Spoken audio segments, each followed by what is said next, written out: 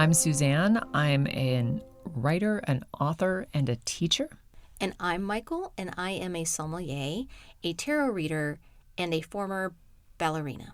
And this is F for Fairies. All the Woo is a safe space. This is the place where you can hang out with us, bring your questions, your wonderings, and not have to worry about judgment or anything being too strange. So if you're woo curious or super deep into the woo, hopefully you'll find this entertaining. And please keep in mind that we are always just offering our own experiences and understandings of these topics. So thanks for joining us. So now what is arguably, potentially, one of the more exciting parts of this segment is our wine pairing, which I'm actually going to do something a little bit different because I really thought about it. I'm like, oh, wine pairing for fairies. And there's just one beverage that really, really lends itself to fairies, which is absinthe. It is historically been known to have the green fairy in it, and it is how you prepare it with a cube of sugar and water, and then it's all kind of dropped down. It's like a whole... It's a whole ritual. It's a whole thing. You're having to do magic. Yeah. But the artists in, Paris and all over the place actually used to do that on a regular basis in order to access the powers of the green fairy. If you've seen Moulin Rouge, you know what I'm talking about. Exactly. Or Bram Stoker's Dracula. Fair point. Yeah. So when I think about fairies, I think about the fairy tales that I grew up with. I loved reading fairy tales along with Bible stories and mythology. It was the most influential genre of reading that I could find in my library. If you don't count Nancy Drew, Hardy Boys. Okay, there's a lot of genres. Anyway, fairies. And so if you've watched Disney movies or read the fairy tales that they are based on, you will have an understanding of fairies being sort of trickster characters. So They can be against you, they can be for you. They generally can fly, and they have outsized egos that are oftentimes the motivation for the story to happen. So that was what I understood about fairies. But Mychal actually lives with them. She has a flower house for them. Well, the flower house is currently being built, to be fair. It is in construction mode, but I have a fairy door that's current. The fairy door is a fairly recent addition to my house, but also I had them in my home before I had the fairy door, and I've had other experiences where it was more of a, hey, guess what? You have fairies. Yeah, it was So most of us know how to tell if we have ants or we have rodents or we have possums or I don't know, the other word that starts with an R that's small and has multiple legs that I don't like. So how do you know if you have fairies infiltrating, infesting, whatever the term would be? Well, okay, so maybe I should just tell you the first time I ever came across fairies. I had already known them in a hypothetical way of there being nature fairies. My first question is, what do they look like? What size are we talking about? And what presentation? Like, did the absinthe people get it right? Well, is Tinkerbell accurate? For my understanding, for fairies and the fairy lore that there is, that fairies are actually a broader grouping of kind of spiritual beings that we know about, but we don't necessarily see them as being fairies. So yes, there is like the sprite kind of fairy, which is the Tinkerbell style of fairy that we all kind of think about.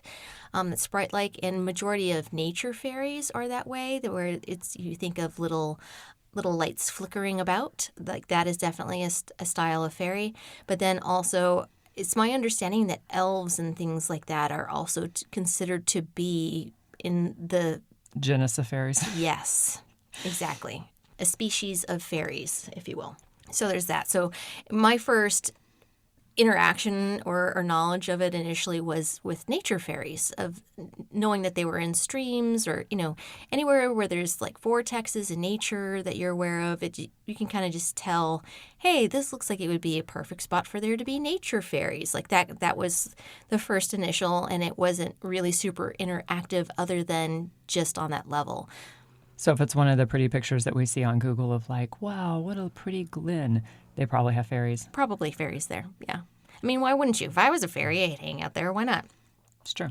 But it's a whole different level when fairies are in your house, and that's where I had more of a direct.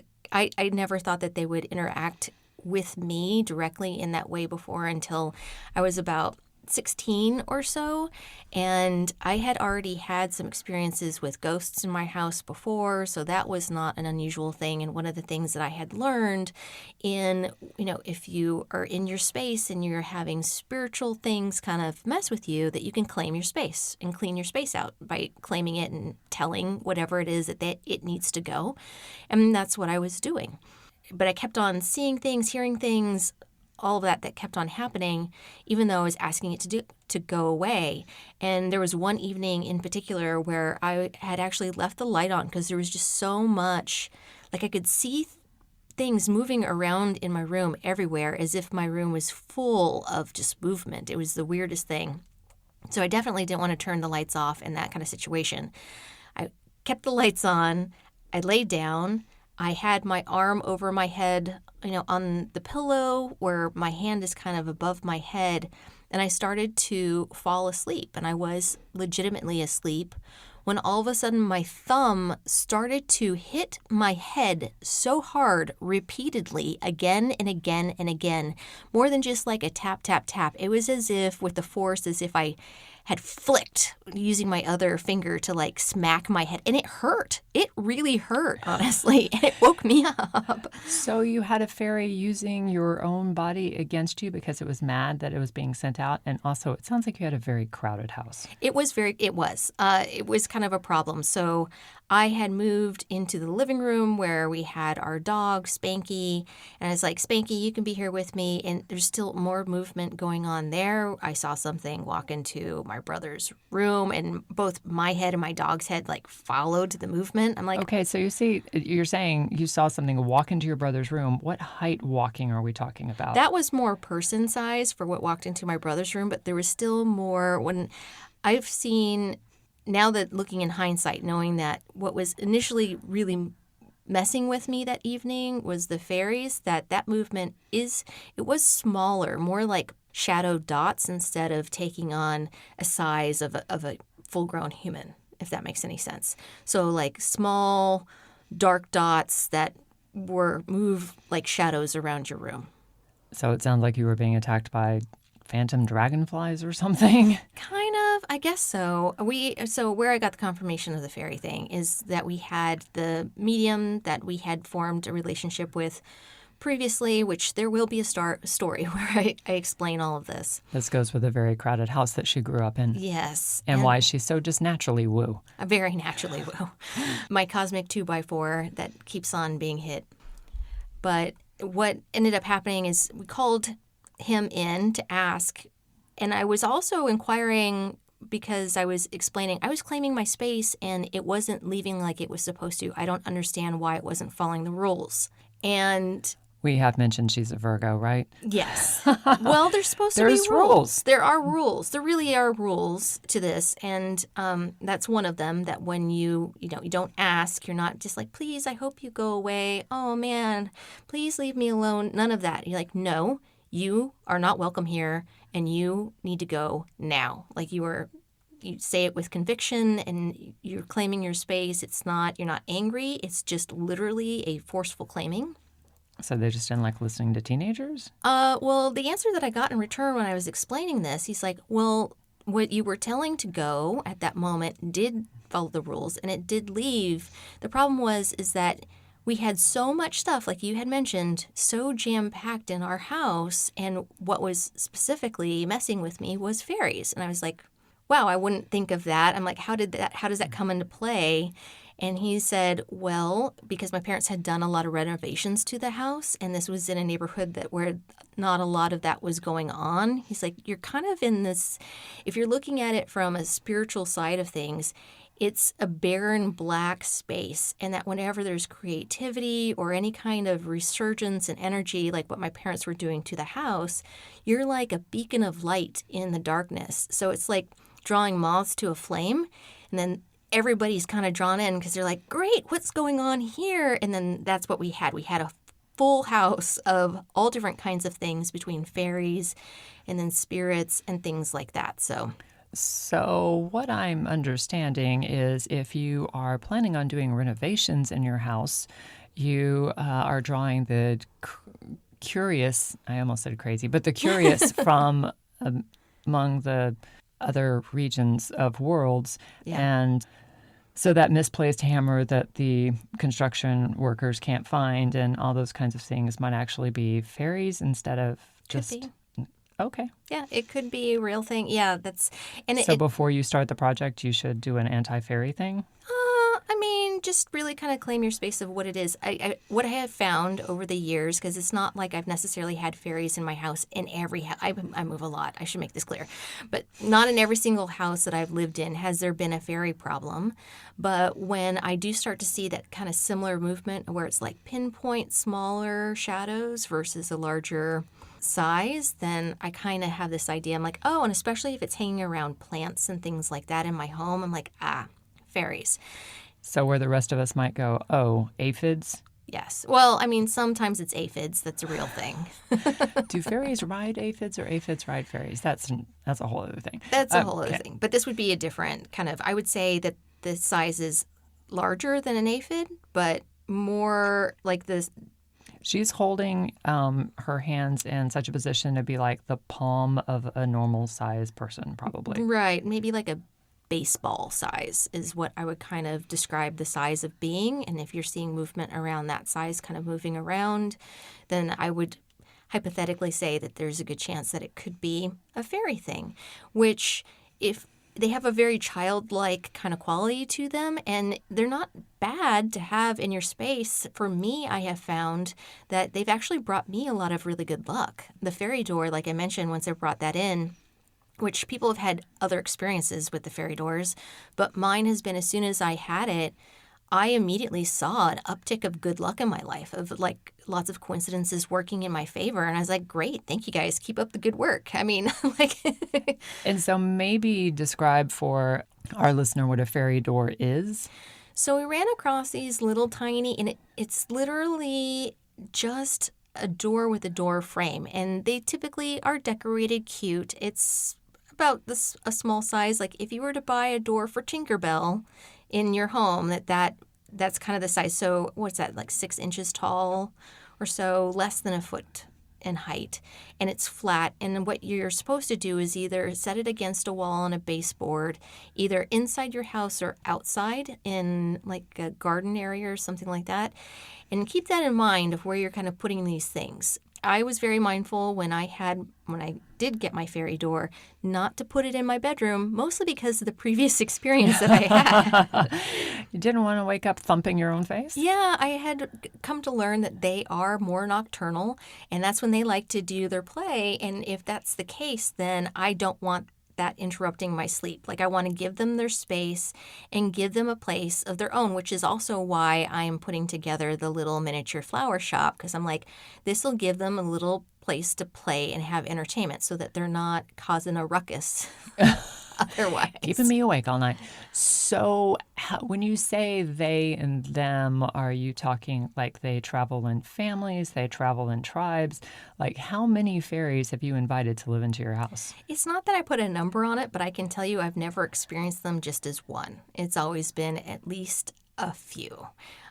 So I don't know like the size of packs that they travel in. I don't know that, but I can say that it's been very rare that I've ever come across just one in that way.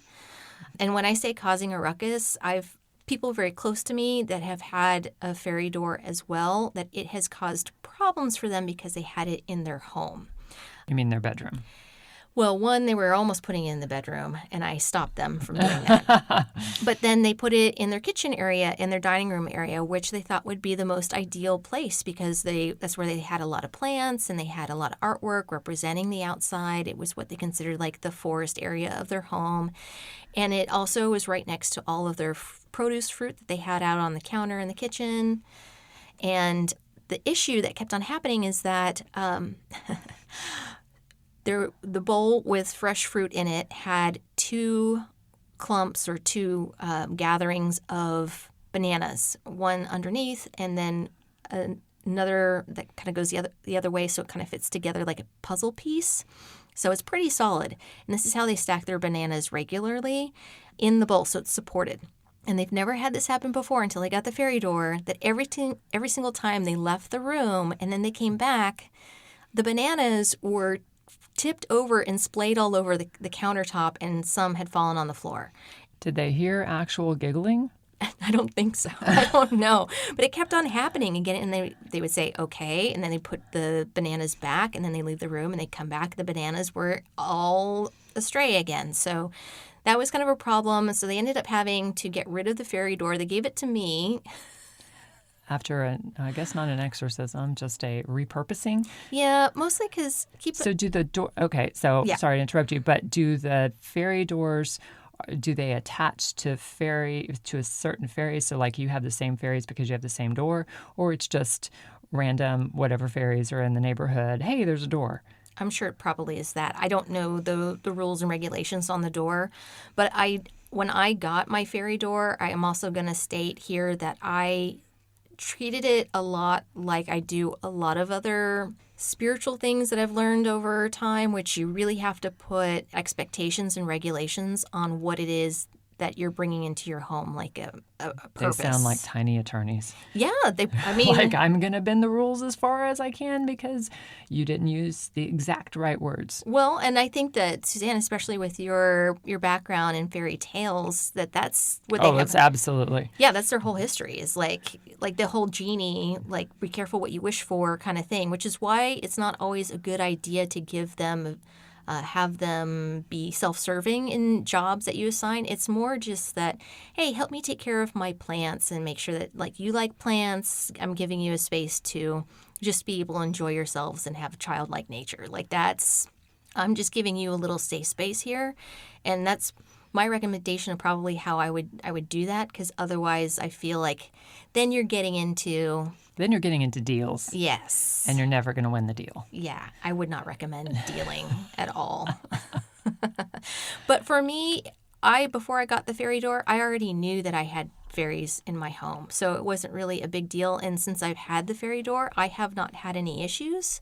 But I also have a lot of sparkly things over there. I have all of my plants over by that door. So I have it kind of set up for that. And I also have been told that I perhaps have had more of a close relation to fairies from previous lifetimes. Mychal really does have a intimate relationship with fairies in past lives.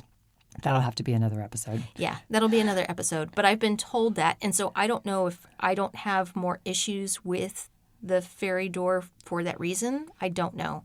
But I can tell you that another person that I know recently didn't keep their fairies kind of occupied, and they just had the door in their homes, and it same thing caused a real problem until they moved the door outside in their plants where they actually had little furniture and things like that already set up. I'm like, yeah, why wouldn't you put it there in the first place?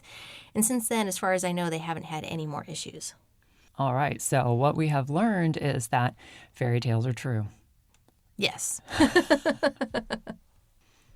So fairy doors are available in all kinds of stores. People think they're really cute and isn't this fun? And I've seen all kinds of layouts of things to get for your fairies. Yeah. But what you're saying is...